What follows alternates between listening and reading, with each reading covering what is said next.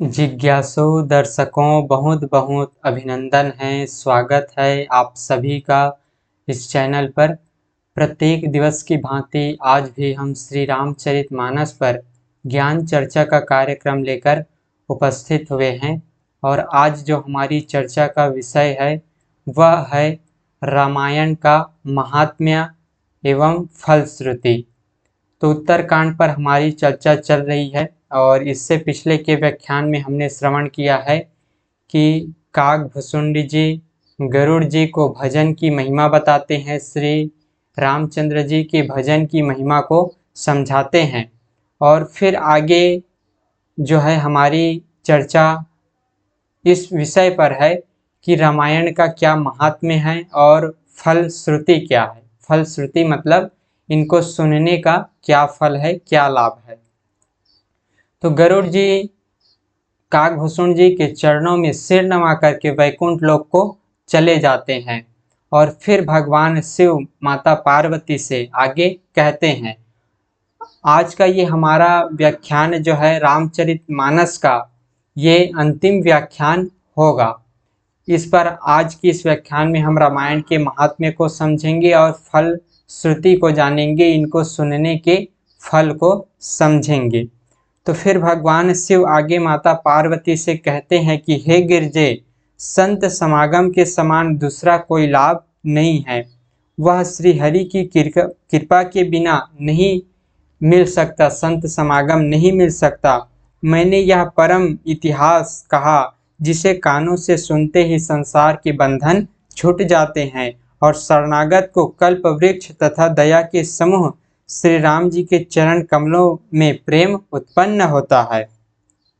जो इसे मन लगाकर इस कथा को सुनते हैं उनके मन वचन और कर्म से उत्पन्न सब पाप नष्ट हो जाते हैं। इस तरह से भगवान शिव माता पार्वती से कहते हैं। अनेक प्रकार के धर्म व्रत दान, अनेक संयम जप तप यज्ञ, प्राणियों पर दया, इन सब का यही फल है कि श्री रामचंद्र जी के चरणों में प्रेम उत्पन्न हो। हम अनेक प्रकार के दान करते हैं, धर्म करते हैं, व्रत करते हैं, जप तप करते हैं, इन सब का एक ही फल है और वो फल है श्री राम जी के चरणों में प्रेम उत्पन्न होना। अर्थात हम सभी कार्य जो करते हैं, अनेक धर्म की कार्य करते हैं, उनका सबका यही फल है कि श्री राम जी के चरणों में प्रेम हो जाए, प्रेम उत्पन्न हो जाए। इस तरह से जिनका मन श्री राम जी के चरणों में अनुरक्त है वही सर्वज्ञ है, वही गुणी है और वही ज्ञानी है। हे उमा सुनो, वह कुल धन्य है, संसार में पूज्य है, परम पवित्र है, जहाँ पर राम भक्ति होती हो, श्री रघुवीर परायण विनम्र पुरुष उत्पन्न हो, वह कुल भी धन्य है। इस तरह से मति अनुरूप कथा में भासी, यद्यपि प्रथम गुप्त करी राखी, तब मन प्रीति देखी अधिकाई, तब मैं रघुपति कथा सुनाई। मैंने अपनी बुद्धि के अनुसार यह कथा कही। मैंने पहले इसको छिपा करके रखा था, लेकिन जब तुम्हारे अंदर श्रद्धा, स्नेह और प्रेम देखा तो मैंने यह राम कथा तुमको सुनाया, श्री रघुनाथ जी की कथा को तुमको सुनाया। यह कथा उनसे नहीं कहनी चाहिए जो धूर्त हो, हठी स्वभाव का हो, श्री हरि की लीला को मन लगाकर नहीं सुनते हो, लोभी हो, क्रोधी हो, कामी हो और श्री राम जी को नहीं भजते हो, यह कथा उनसे नहीं कहनी चाहिए। इस तरह से भगवान शंकर माता पार्वती जी से कहते हैं और भगवान शिव माता पार्वती को संपूर्ण ये रामचरितमानस की कथा सुना रहे हैं।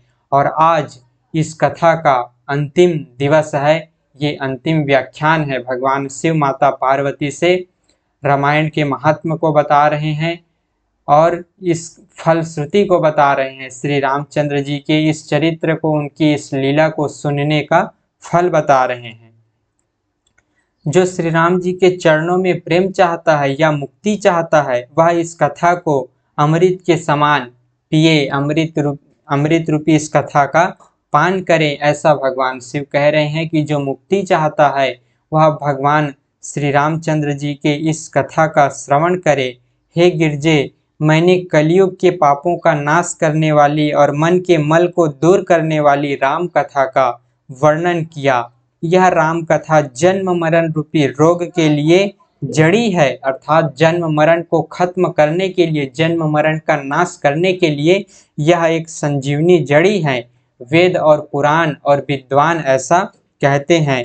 इसमें 7 सुंदर सीढ़ियां हैं, राम कथा की 7 सुंदर सीढ़ियां हैं। रामचरितमानस के 7 सुंदर सीढ़ियां हैं, जो हमने 7 कांड श्रवण किए, वही इनके 7 सुंदर सीढ़ियां हैं। प्रथम कांड है इनका रामचरितमानस का बाल कांड, फिर अयोध्या कांड, और फिर जो है अरण्य कांड, फिर अरण्य कांड के बाद किष्किंधा कांड और सुंदर कांड, और फिर जो है लंका कांड, और 7वां और अंतिम कांड है उत्तर कांड, जिसकी चर्चा चल रही है। और आज इस उत्तर कांड का भी अंतिम दिवस है, हमारी इस व्याख्यान का अंतिम दिवस है। तो भगवान शिव जी इस प्रकार से माता पार्वती को राम कथा की महिमा सुनाते हैं, रामायण का महात्म्य सुना रहे हैं और फलश्रुति बता रहे हैं। जिस पर श्री हरि की कृपा होती है वही इस सीढ़ी पर पैर रखता है। जिस पर प्रभु श्री रामचंद्र जी भगवान नारायण कृपा करते हैं वही इन रामचरितमानस रूपी इस सरोवर पर आता है, वही इस सीढ़ी पर पैर रखता है। जो कपट छोड़कर यह कथा गाते हैं वे मनुष्य अपने मनोकामना की सिद्धि को पा लेते हैं। जो इसे कहते और सुनते हैं वे संसार रूपी समुद्र को गौ के खुर से बने हुए गड्ढे की भांति पार कर जाते हैं। संसार रूपी समुद्र से तर जाते हैं, इनको पार कर जाते हैं। वहीं दूसरी तरफ ये कथा याज्ञवल्क्य जी और भरद्वाज जी के मध्य भी चल रही थी। तो याज्ञवल्क्य जी भी कहते हैं कि सब कथा सुनकर श्री पार्वती जी के हृदय को बहुत ही प्रिय लगी। माता पार्वती जब सब कथा सुनते हैं तो उनके हृदय को प्रिय लगती है, ऐसा भरद्वाज जी को वे बता रहे हैं। यह कथा 3 संवादों में चल रही थी। एक तो कागभूषण जी गरुड़ जी को सुना रहे थे, दूसरी तरफ याज्ञवल्क्य जी भरद्वाज जी को सुना रहे थे, और तीसरी तरफ भगवान शिव माता पार्वती को सुना रहे थे। तो ये 3 संवादों में चल रही है। तो इस तरह से, और चौथा संवाद जो है तुलसीदास जी अपने मन को सुना रहे हैं, अपने अंतःकरण के सुख के लिए इस कथा को लिख रहे हैं। तो इस तरह से अगर हम देखें तो 4 संवादों में ये कथा चल रही है। श्री रामचरितमानस का ये सुंदर 4 घाट है, 4 घाट है और चारों घाटों पर ये कथा चल रही है। श्री रामचरितमानस एक सरोवर है, एक सुंदर सरोवर है जिनके 4 घाट हैं। भगवान शिव और माता पार्वती के मध्य संवाद चल रही है, और याज्ञवल्क्य जी और भरद्वाज जी के मध्य संवाद चल रही है, और कागभूषण जी और गरुड़ जी के मध्य संवाद चल रही है, जिसको हमने श्रवण किया। और तुलसीदास जी अपने अंतःकरण के सुख के लिए अपने मन को सुना रहे हैं, और उसी मन को अपने सुना रहे हैं जो जिस कथा का आज हम आप सभी लोग हम श्रवण कर पा रहे हैं, पूरा जनमानस लाभ ले पा रहा है।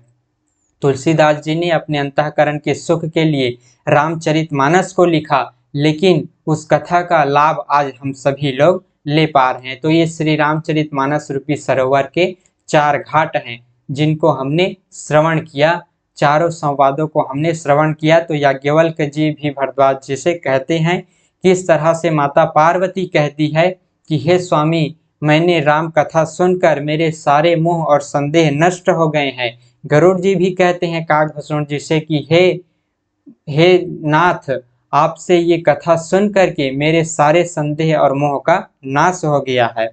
मैं कृत्य भयऊँ अब तव प्रसाद विश्वेश, उपजी राम भक्ति दृढ़ बीते सकल कलेश। हे विश्वनाथ, आपकी कृपा से मैं कृतार्थ हो गई। माँ पार्वती कहती है भगवान शिव से कि आपकी कृपा से मैं कृतार्थ हो गई, मुझमें दृढ़ राम भक्ति उत्पन्न हो गई और मेरे संपूर्ण क्लेश, संपूर्ण दुख नष्ट हो गए हैं। शंभु उमा का यह कल्याणकारी संवाद सुख उत्पन्न करने वाला और शोक का नाश करने वाला है, जन्म मरण का अंत करने वाला, संदेहों का नाश करने वाला है। जगत में जितने भी राम के उपासक हैं उनको तो इस राम कथा के समान कुछ भी प्रिय नहीं है। तुलसीदास जी कहते हैं कि इस कलयुग में यही कलिकाल न साधन दूजा, जोग यज्ञ जब तप व्रत पूजा, राम ही सुमिरई गाई, राम ही संतत सुनि, राम गुण ग्राम ही।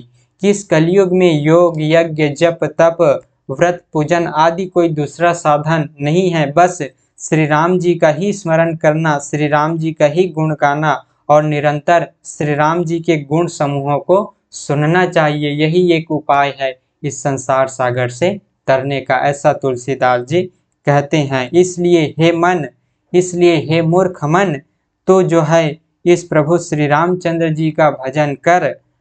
इनके भजन करने से गणिका तर गई, अजामिल तर गए, व्याध गीध गज आदि बहुत से दुष्टों को उन्होंने तार दिया।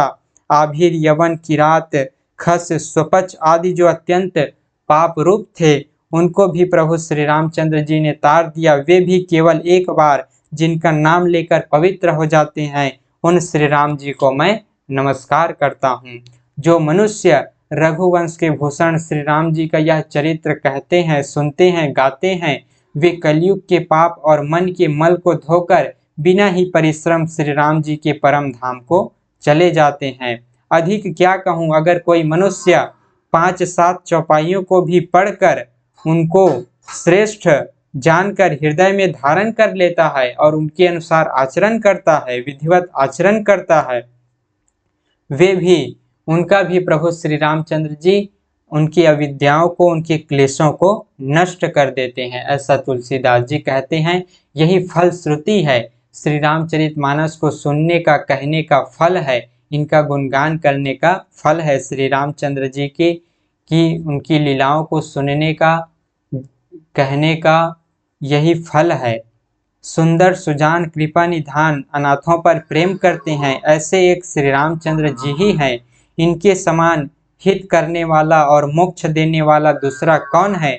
जिनके लेस मात्र कृपा से मंद बुद्धि तुलसीदास ने भी परम शांति प्राप्त कर ली, उन श्री राम जी के समान प्रभु कहीं भी नहीं है। जिनके लेस मात्र कृपा पाकर तुलसीदास जी ने भी परम शांति प्राप्त कर लिया, तो ऐसा प्रभु और कौन है, ऐसा तुलसीदास जी कहते हैं।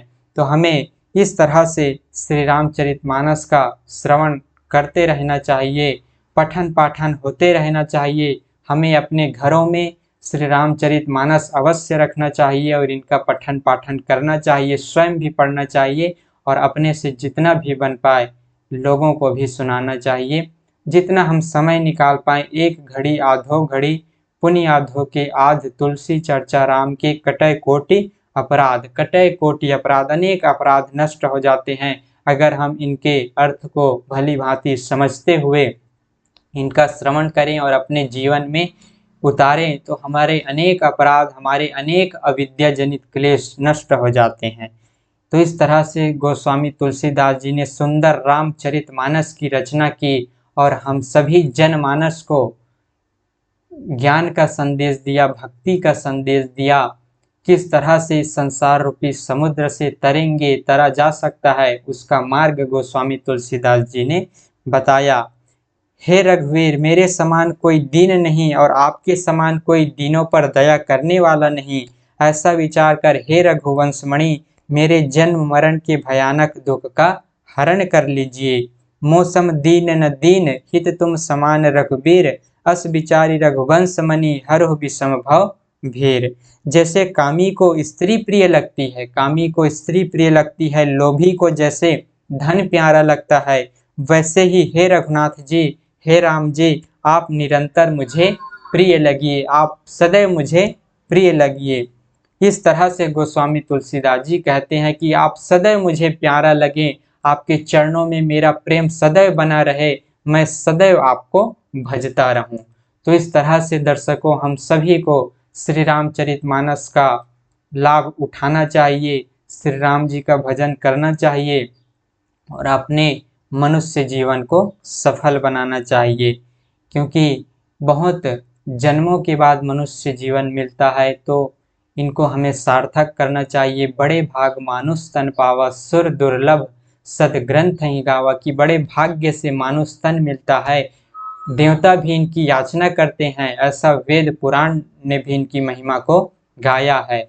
तो इस तरह से श्री रामचरितमानस का यह सुंदर गाथा, सुंदर यह व्याख्यान आज जो है पूर्ण होता है। श्रेष्ठ कवि भगवान शंकर जी ने पहले दुर्गम मानस रामायण की श्री राम जी के चरण कमलों में भक्ति प्राप्त होने के लिए रचना की थी। उस मानस रामायण को श्री रघुनाथ जी के नाम में निरत मानकर अपने अंतःकरण के अंधकार को मिटाने के लिए तुलसीदास जी ने इस मानस के रूप में भाषाबद्ध किया, अवधी भाषा में इनको भाषाबद्ध किया, इनको जो है रचना किया, इनकी रचना की तुलसीदास जी ने। जिस राम कथा को भगवान शंकर भक्ति प्राप्त होने के लिए रचना की थी, अनन्य भक्ति प्राप्त होने के लिए जिनकी रचना की थी भगवान शंकर जी ने, उस रामायण को तुलसीदास जी ने अवधी भाषा में जो है भाषाबद्ध किया, उनको लिखा। तो इस तरह से श्री रामचरितमानस का यह सुंदर व्याख्यान जो है पूर्ण हुआ। यह श्री रामचरितमानस पापों का हरण करने वाला, सदा कल्याणकारी, विज्ञान और भक्ति को देने वाला है। श्री रामचरितमानस पुण्य रूप है, पापों का हरण करने वाला है, सदा कल्याणकारी, विज्ञान और भक्ति को देने वाला है, माया मोह और मल का नाश करने वाला है, परम निर्मल प्रेम रूपी जल से परिपूर्ण तथा मंगलमय है। जो मनुष्य भक्ति पूर्वक इस मानस सरोवर में गोता लगाते हैं, वे संसार रूपी सूर्य की अति प्रचंड किरणों से नहीं जलते। इति श्रीमद् रामचरितमानसे सकल कलि कलु विध्वंसने सप्तमः सोपानः समाप्तः। कलियुग के समस्त पापों का नाश करने वाले श्री रामचरितमानस का यह 7वां सोपान समाप्त हुआ, यह 7वां सोपान पूर्ण हुआ, उत्तरकांड पूर्ण हुआ और इसी तरह से संपूर्ण रामचरितमानस पूर्ण हुआ। प्रभु श्री रामचंद्र जी की कृपा से श्री रामचरितमानस का यह श्रृंखला पूर्ण होता है और इस तरह से आप सभी लोगों ने श्रद्धा पूर्वक, स्नेह पूर्वक इनका श्रवण किया। आप सभी लोगों का बहुत बहुत आभार। आप सभी लोग इसी तरह से श्रवण करते रहिए और आगे भी हम अनेक अपने धर्म ग्रंथों पर, शास्त्रों पर चर्चा लाने का प्रयास करेंगे, यथासंभव हम प्रयास करेंगे। प्रभु श्री रामचंद्र जी की कृपा से, भगवान शंकर जी की कृपा से, माँ भवानी की कृपा से हम जो है अपने आगे के ग्रंथों पर चर्चा लेकर उपस्थित होने का प्रयास करेंगे। तो इस तरह से आप सभी लोग स्नेह और श्रद्धा बनाए रखिएगा और सभी लोग श्रवण करते रहिए। आप लोगों ने श्रद्धा बना करके रखा, स्नेह बना करके रखा, सभी ने प्रभु श्री रामचंद्र जी के चरणों में प्रेम बना करके रखा और इस श्रृंखला का निरंतर आप सभी ने श्रवण किया, उसके लिए बहुत बहुत आभार आप सभी का। प्रभु श्री रामचंद्र जी आप सभी को सदैव खुश रखें, आप सभी को सदैव सुखी रखें, आप सभी लोग सदैव सद्मार्ग की ओर प्रेरित हों, ऐसा हम प्रभु श्री रामचंद्र जी से हम सभी लोग प्रार्थना करें। तो इस तरह से दर्शकों हम जो है श्री रामचरितमानस की श्रृंखला को पूर्ण करते हैं और इस तरह हम और आगे के विषयों पर चर्चा का कार्यक्रम लेकर उपस्थित होते रहेंगे। तो बहुत बहुत आभार आप सभी का। आप सभी लोग इस चैनल को अन्य लोगों तक भी पहुंचाइए, अपने मित्रों में, परिवारजनों में, ताकि वे लोग भी इनका लाभ ले सकें और आगे हम और विषयों पर चर्चा लेकर उपस्थित होंगे। अपने और धर्म ग्रंथों के शास्त्रों पर चर्चा लेकर हम उपस्थित होंगे। श्री रामचरितमानस को हम सभी ने पूर्ण किया, आप सभी लोगों ने इनको स्नेह के साथ श्रवण किया और आगे हम अपने और धर्म ग्रंथ पर चर्चा का कार्यक्रम लेकर उपस्थित होने का प्रयास करेंगे। तो बहुत बहुत आभार आप सभी का। ओम तत्सत।